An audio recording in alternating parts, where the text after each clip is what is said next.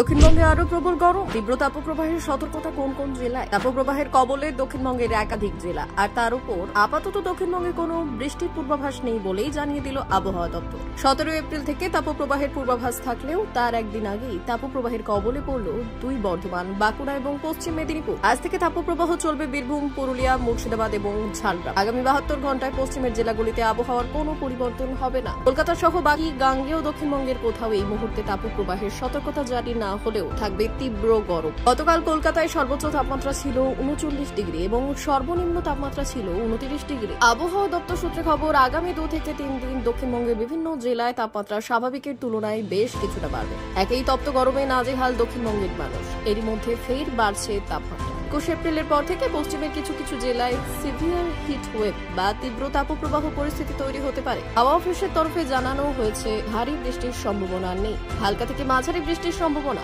আজ উত্তরবঙ্গের কিছু জেলায় বৃষ্টির পূর্বাভাস রয়েছে। বৃহস্পতিবার ঝড় বৃষ্টি হতে পারে দার্জিলিং, আলিপুরদুয়ার, কালিম্পং, কোচবিহার, জলপাইগুড়ি জেলায়। 2 দিনাজপুর এবং মালদায় বৃষ্টির কোনো সম্ভাবনা নেই। মৌসুম ভবন জানিয়েছে বিহারের পূর্বাংশে একটি ঘূর্ণাবর্ত অবস্থান করছে। এর জেরেই বৃষ্টি হচ্ছে উত্তরে। প্রতি সপ্তাহে 2 থেকে 3 ডিগ্রি সেলসিয়াস পর্যন্ত পারদও চড়তে পারে।